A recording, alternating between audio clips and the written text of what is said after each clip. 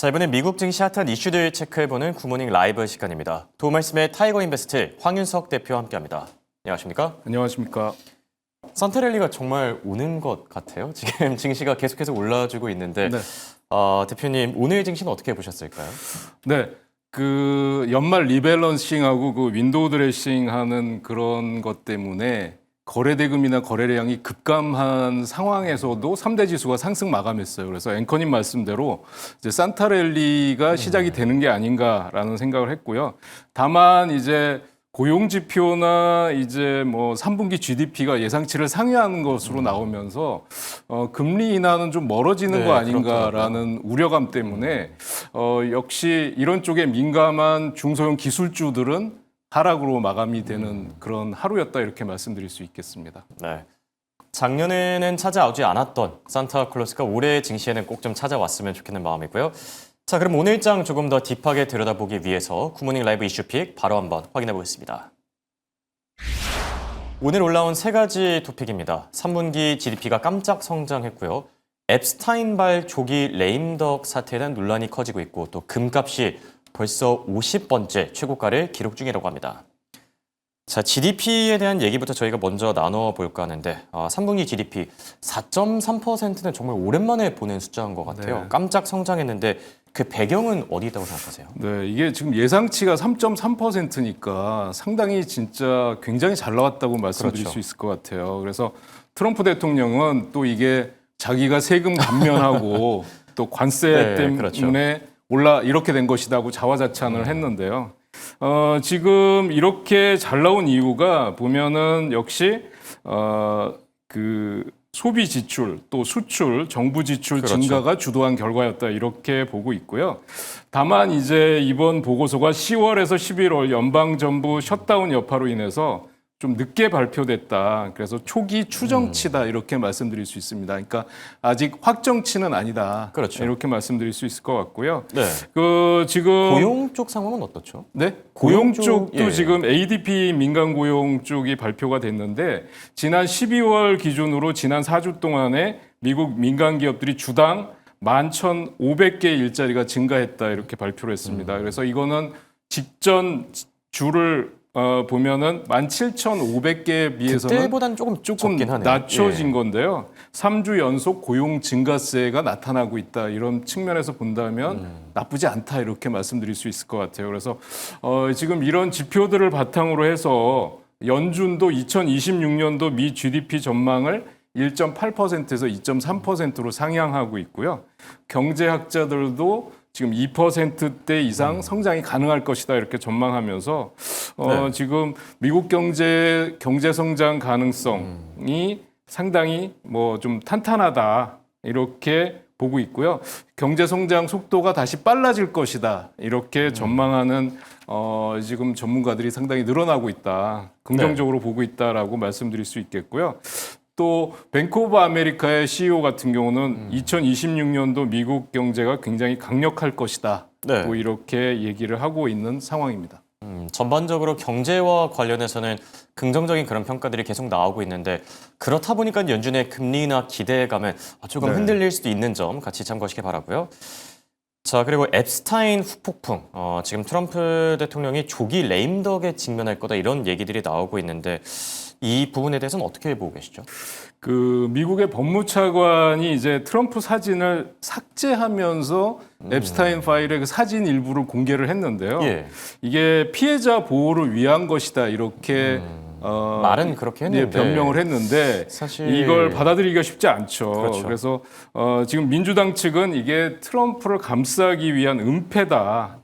그래서 지금 얘기를 하고 있는데 미국의 아주 그 유명한 그 토크쇼인 세러데이 나이트 라이브 쇼의 예. 그 토크쇼 진행자는 그렇게 얘기를 했어요. 트럼프 대통령이 자기 이름을 앱스타인 파일에서 빼가지고 케네디 센터로 옮겼다.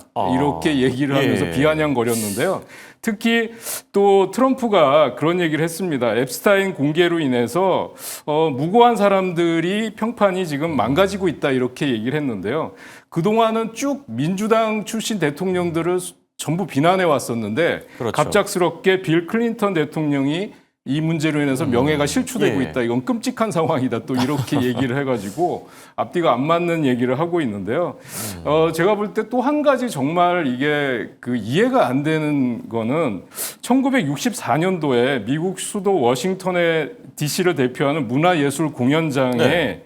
케네디 센터 명칭을 갑작스럽게 트럼프 케네디 센터로 바꿨어요. 예, 그래서 이게 물론 본인이 이사장으로 있고 자신이 임명한 인사들로 구성된 케네디 센터 이사회가 결정을 했다고 하는데 네. 이 또 이사회 자체는 뭐라고 얘기를 하냐면 이거는 공정하지 않았다. 발언 기회를 주지 않았고 반대 의견조차도 낼 수가 없었다. 이렇게 얘기를 했는데요. 어쨌든 이 트럼프 대통령에 대한 여론이 좀 많이 안 좋아지긴 하네요. 네, 그렇습니다. 문화예술계뿐만 아니라 지금 민주당도 반대를 하고 있는데요.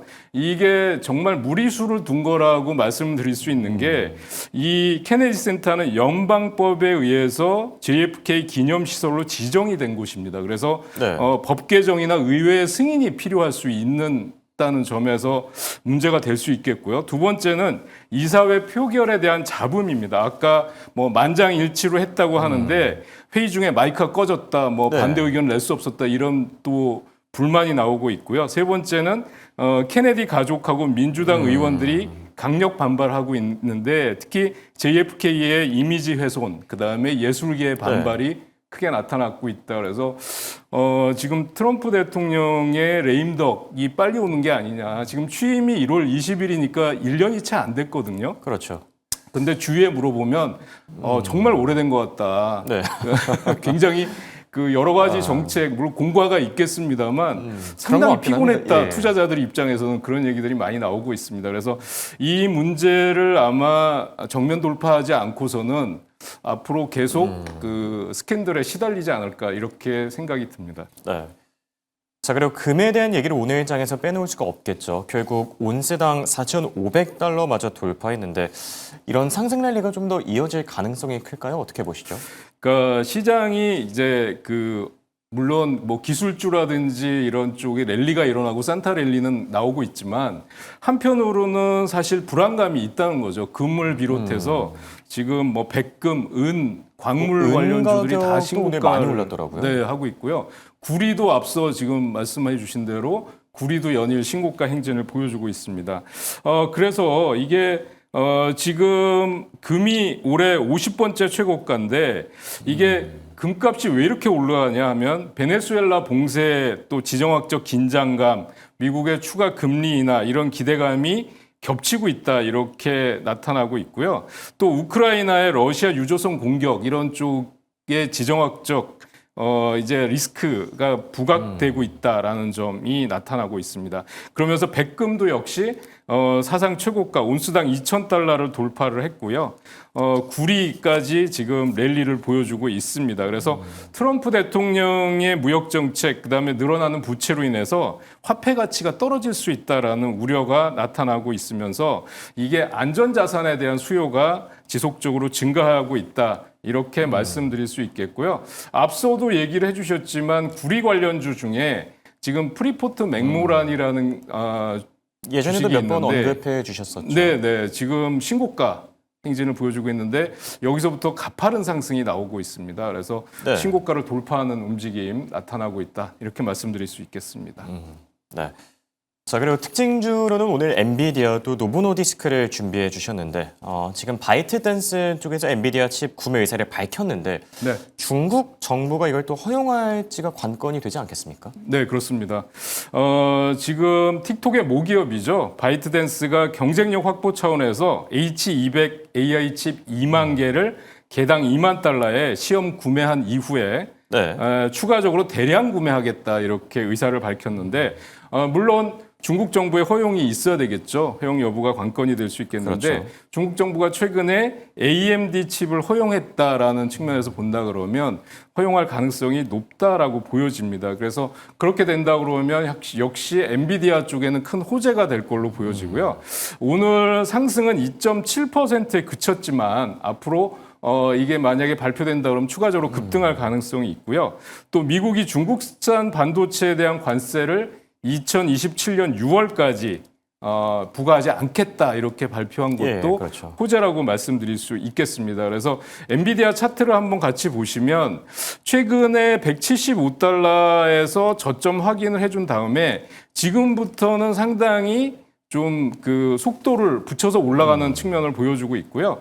오늘 종가가 지금 현재 시간외에서 188달러 정도를 기록하고 있는데 212달러가 이제 신고가입니다. 그래서 만약에 중국이 허용한다 그러면 한번 200달러를 넘어서서 갈 수도 있겠네요. 예, 신고가 부근까지도 갈 수 있기 때문에 지금 투자자분들은 저점 매수 그다음에 보유 전략 유효할 것으로 생각됩니다. 엔비디아와 관련해서는 연말을 향할수록 좀 좋은 이야기들이 많이 들려오고 있는 듯하고요. 저 그리고 노보노디스크 대단합니다. 결국 먹는 비만약 시대를 열게 됐는데 사실 주사바늘 좀 무서워하는 분들한테는 굉장히 좀 좋은 소식이 아닐까 생각이 들기도 하거든요. 네. 노보노디스크는 어떻게 보고 계세요? 그러니까 미국에서 경구용 비만 치료제 위고비가 이제 승인이 된 건데요. 주사제 말씀하신 대로 이제 주사제가 아닌 알약 형태로 FDA 승인을 했는데 최초의 경구용 비만 치료제다. 이렇게 말씀드릴 수 있겠고요. 25mg 용량에서 임상시험에서 16.6%의 체중 감량 효과를 획득했다, 입증했다라고 말씀드릴 수 있겠고 가격은 월 149달러. 그래서 2026년 1월 초부터 미국에서 판매를 할 예정이다. 라는 거고요. 네. 또 차세대 체중 감량 치료제인 카그리세마에 대해서도 미국 내 판매 승인을 위한 신청서를 제출했다라고 얘기가 되고 있고요.